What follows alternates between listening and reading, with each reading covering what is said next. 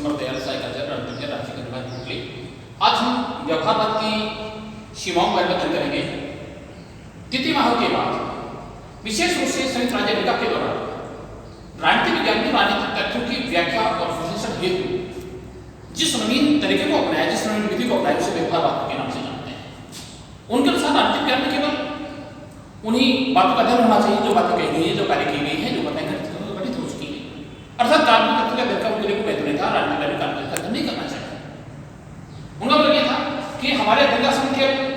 उन बातों से है जो बातें कही गई हैं, जिनको देखा जा सकता है, जिनको परखा जा सकता है, अर्थात जिन्हें अनुभव किया जा सकता है। एम्पिरिकल मेथड्स पर बहुत अधिक उनके द्वारा दिया गया है। तो कहने लगे था कि वैसे तो व्यवहारवाद के समय सबसे पहले ग्राम वालेसा के द्वारा विचार व्यक्त किए गए, चार्ल्स मेरिल के द्वारा विचार व्यक्त किए गए, लेकिन एक व्यवस्थित सिद्धांत के रूप में व्यवहारवादी अवधारणा को वो प्रतिरूप नहीं दे पाए। उसके अनुसार एक आइडियोलॉजी कार्यक्रम के अनुसार उन्होंने इस बात के सिद्धांत व्यवस्थित नहीं दे पाए। बाद में जब डेविड के द्वारा व्यवहारवादी अवधारणा को व्यवस्थित स्वरूप प्रदान करने का काम किया गया, तो यही काम है कि डेविड को व्यवहारवादी अवधारणा का धर्म माना जाता है। व्यवहारवादी अवधारणा के मूलभूत जो 8 सिद्धांत हैं, नियमितताएं पाई जाती हैं, सत्यापन होता है, टेक्निक्स होती है, परिमाणीकरण होता है, मूल्य होते हैं, व्यवस्थापन होता है, विशुद्ध विज्ञान होता है और समता की बात की जाती है। लेकिन कहने लगे था कि द्वितीय महायुद्ध के बाद अमेरिकी राज्य विज्ञान के 1960 के दशक के बाद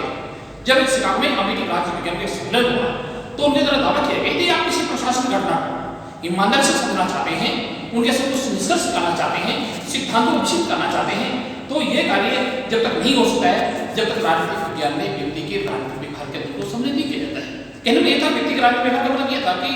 व्यक्ति किन तथ्यों से, किन कारकों से, किन घटनाओं से प्रभावित और नियंत्रित होकर के किसी तरह विशेष की सिद्धांतता को ग्रहण करता है, उसकी विचारधारा के प्रचार प्रसार करने में रुचि लेता है या किसी तरह से विचारधारा का प्रबल विरोध करता है और देश में होने वाले किसी भी राजनीतिक पद के लिए वो प्रयास करता है, अपने मताधिकार का प्रयोग करता है। ये व्यवहार होता है कि राजनीतिक संस्थाओं के प्रति व्यक्ति का जो व्यवहार होता है, इसका की प्रतिक्रियाएं होती हैं, जिसका का एक्शन होता है, ये व्यक्ति का व्यवहार कहलाता है। लेकिन इस व्यवहारवादी अवधारणा में इसका के जो लगभग 8 मूलभूत सिद्धांत बताए गए हैं, इन सिद्धांत की अगर तुलना की जाती है, सिद्धांत अगर किया जाता है तो व्यवहारवाद की बहुत सारी कमियां नजर आती हैं, जिन्हें व्यवहारवाद की सीमाओं के नाम से जाना जाता है। यद्यपि द्वितीय महायुद्ध के बाद विशेष रूप से अमेरिकी राज्य विज्ञान के द्वारा सबसे पहले परंपरागत उपागम की जो उपलब्धियां होती हैं, परंपरागत उपागम की उपलब्धि प्रति उनके द्वारा बहुत अधिक उनकी आलोचना की जाती है, कमी को उजागर करने की कोशिश की जाती है, वो सब प्रदान किया जाता है। सबसे पहले डॉक्टर फेनर, डॉक्टर गार्नर, ब्रैंडस्ली, ये सारे जो संस्थागत अध्ययन की बात करते हैं, अर्थात परंपरागत सिद्धांतों से जो राजनीतिक वैज्ञानिकों का मानना है कि राजनीतिक विज्ञान में केवल संस्थागत अध्ययन किए जाते हैं। लेकिन जब एक अमेरिकी राज्य विज्ञान के द्वारा इस प्रकार की पद्धति के कुछ प्रकार के असंतोष व्यक्त किया जाता है, अर्थात व्यवहारवादियों की तरफ की उनके द्वारा व्यवहारवाद की जो अवधारणा जिस सिद्धांत में प्रतिपादन किया गया था, उनके प्रति अगर तुलना की जाती है तो परंपरागत दृष्टिकोण की पद्धति के बहुत अधिक संतुष्ट नहीं थे, उनकी कमी को उजागर करने के बहुत अधिक प्रयास किया जाता है। लेकिन कुछ समय के बाद स्वयं व्यवहारवादियों ने महसूस किया, अनुभव किया कि उनके व्यवहारवादी जो आंदोलन है, व्यवहारवादी जो पागल है, जो दृष्टिकोण है, इसकी भी बहुत सारी कुछ कमियां रह गई हैं। इनमें रामल के डहल, लियोस्ट्रॉस, ये सारे बहुत सारे जो राज वैज्ञानिक होते हैं, उनके द्वारा भी व्यवहारवादी अवधारणा की जो आलोचना की गई है, जिन्हें व्यवहारवादी उपागम की लिमिटेशंस कहा जाता है, सीमाएं कहा जाता है, उसकी कमियां बताई जाती है। तो पहले जो कमियां के द्वारा बताई गई है, मूल्य निरपेक्ष अध्ययन संभव नहीं है, मूल्य निरपेक्ष अध्ययन संभव नहीं है। कहने को देखा कि अमेरिकी राज्य विज्ञान के द्वारा यह दावा किया गया कि यदि आप किसी प्रशासनिक घटना को ईमानदारी से सुनना चाहते हैं, किसी मात्र निष्कर्ष निकालना चाहते हैं, तो यह कार्य जब तक संभव नहीं हो सकता है जब तक मूल्य निरपेक्ष अध्ययन किए जाते हैं। कहने को यह था कि व्यवहारवादियों के द्वारा यह दावा किया गया कि मूल्य और तथ्य ये 2 अलग चीजें होती हैं। अर्थात मूल्य में आप बहुत ऊंचे हो सकते हैं, लेकिन उनकी सत्यता की जांच करने के लिए कोई प्रमाण प्रस्तुत नहीं किए जा सकते हैं। तो उनके द्वारा यह प्रकार का दावा किया गया कि यदि आप किसी घटना को समझना चाहते हैं, निष्कर्ष निकालना चाहते हैं, तो उनके संबंध में जितने भी प्रमाण प्रस्तुत किए जाएं, जितने भी प्रमाण लाए जाएं, उनका तुलना करने के लिए प्रमाण सभी प्रयोग और परीक्षण आधारित होने चाहिए। अर्थात किसी भी राज्य वैज्ञानिक को अध्ययन करते समय, शोध करते समय, अनुसंधान करते समय अपने व्यक्तिगत मूल्यों को, व्यक्तिगत आदर्शों को को नहीं जोड़ना नहीं चाहिए, अर्थात उससे दूर रहने की कोशिश करनी चाहिए, प्रयास करना चाहिए, लेकिन यह संभव नहीं है। परंपरागत दृष्टिकोण के बाद में दावा किया गया कि कोई भी शोधकर्ता अगर वो अध्ययन अनुसंधान करना चाहता है तो अनुसंधान करने से, आरंभ करने से लेकर के उसके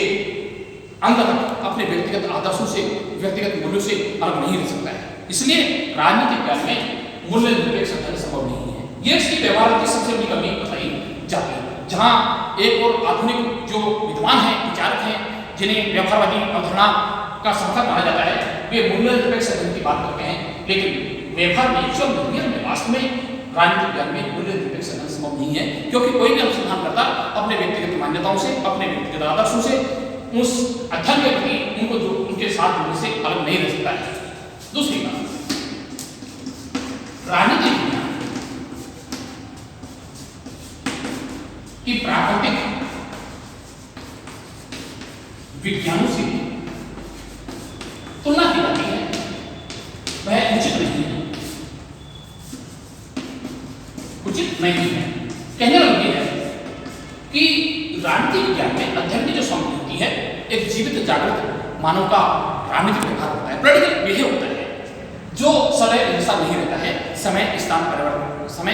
प्रश्न अनुसार है परिवर्तित होता रहता है, बदलता ही रहता है। लेकिन रॉबर्ट ए लेहर उनके द्वारा व्यवहारवाद जो परिभाषा दी गई है, उन्होंने कहा कि इस व्यवहारवादी अवधारणा का उद्देश्य राजनीतिक विज्ञान को आधुनिक विकसित मनोविज्ञान के संपर्क में लाना है, उनके संपर्क में समकक्ष लाना है, लेकिन वास्तव में यह संभव नहीं है, क्योंकि व्यवहारवादी जो विद्वान हैं राजनीतिक विज्ञान और प्राकृतिक विज्ञान की प्रकृति में बहुत समानता मानते हैं, एक जैसी एकरूपता मानते हैं, लेकिन एक्चुअल में, वास्तव में इनमें समानताएं होने के साथ में बहुत सारी असमानताएं पाई जाती हैं, अर्थात इनके अध्ययन की सामग्री होती है, उसकी प्रकृति में बदल पाया जाता है। इसलिए राजनीतिक विज्ञान को प्राकृतिक विज्ञान के साथ, भौतिक विज्ञान के साथ उनके संबंध लाने की जहां बात की जाती है, ये न्यायपूर्ण कार्य नहीं है, ये उचित नहीं माना जा सकता है। तीसरी बात,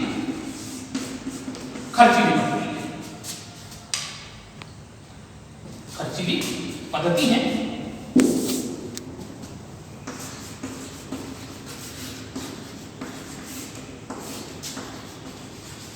व्यवहारवादी के अनुसार विशुद्धता कायम करने के लिए, राजनीति की विशुद्धता कायम करने के लिए, क्योंकि वो प्रयोग साइंस को बहुत अधिक बल देते हैं, उनका मतलब यह है कि जितने भी जो निष्कर्ष निकाले जाए, जितने प्रकार के सिद्धांत को विकसित किए जाए, वे सभी सिद्धांत प्रयोग परीक्षण आधारित होने चाहिए। इसलिए व्यवहारवादी के अनुसार राज्य वैज्ञानिक को अध्ययन करते समय ऐसी प्रवृत्तियों का प्रयोग करना चाहिए जिनके आधार पर सुसंगत विश्वसनीय तथ्यात्मक अध्ययन सामने जुटाया जाना संभव हो सकता है। उसके प्रयोग परीक्षण बहुत अधिक बल देते हैं, तो बार बार राजनीतिक विज्ञान में विशुद्धता कायम करने के लिए, सिद्धांत को विकसित करने के लिए बार बार जो प्रयोग और परीक्षण किए जाते हैं, इससे बहुत बड़ा समय और धन की बर्बादी होती है। तो कहने लगा था कि व्यवहारवादी की जो सबसे बड़ी कमियां है, ये खर्चीली पद्धति बताई जाती है, क्योंकि विशुद्ध राजनीतिक विशुद्धता को कायम करने के लिए बार बार जो प्रयोग और परीक्षण को जो बार बार रिपीट किया जाता है, बार बार दोहराया जाता है, तो उसे कहने के समय और धन की बर्बादी होती है। इसलिए व्यवहारवादी जो पद्धति है, ये उपागम है, ये दृष्टिकोण है, ये खर्चीली पद्धति मानी जाती है। अगले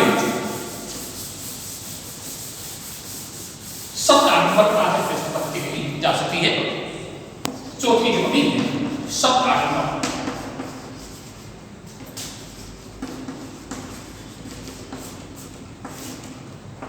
यद्यपि व्यवहारवादियों के द्वारा परंपरागत उपागम के विरुद्ध जो आंदोलन चलाया गया, जिस प्रकार की कमियां उजागर की गई, जिस प्रकार की उनके द्वारा जो आलोचना की जाती है, लेकिन वे एक व्यवस्थित सिद्धांत को स्वरूप नहीं दे पाए हैं।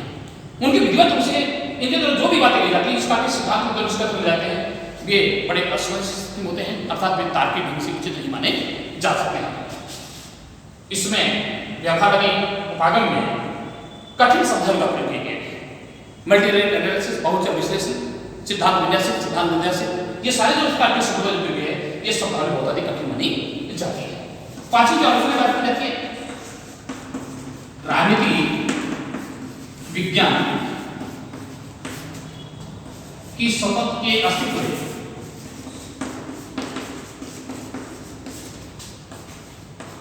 को खतरा है। राजनीति विज्ञान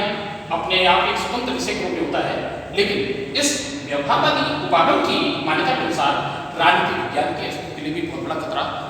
प्रतीत होता है, दिखाई देता है। कहने वाला यह है कि राजनीतिक विज्ञान को विकसित सामाजिक विज्ञान के समृद्ध समाज की जो बात की जाती है, प्रयोगों पर बहुत देर बन देता है। लेकिन अगर इस बात की बात की जाती है तो व्यक्तिगत जो पॉलिटिकल व्यवहार होता है, व्यक्ति का जो व्यवहार होता है वो बड़ा परिवर्तनशील रहता है। देखा जाता है एक चुनाव के बाद एक मतदाता के द्वारा कहीं ना कहीं उस पॉलिटिकल पार्टी के प्रत्याशी के साथ किसी दूसरे पॉलिटिकल पार्टी के सदस्य को भी वोटिंग करने की कोशिश की जाती है और इस प्रकार के चुनाव हार जाते हैं। तो कहने लगे था इस प्रकार की जो क्वेश्चन होती है तो व्यवहार की भावना है मूल्य संभव नहीं है और प्राकृतिक ज्ञान के सबके लिए बहुत प्राकृतिक होता है, क्योंकि जिसका आपके प्राकृतिक ज्ञान है इसका आपके भौतिक विज्ञान के लिए है, इस प्रकार के लिंगों के साथ होने की कोशिश की जाती है। तो व्यवहारवादी अवधारणा की जो कमियां बताई गई है न केवल परंपरावादी विचार को उजागर की गई है बल्कि व्यवहारवादी विचारधारा के समर्थन के द्वारा इसकी कमियां को उजागर किया गया है, जिन्हें व्यवहारवाद की सीमाएं कहा जाता है। धन्यवाद।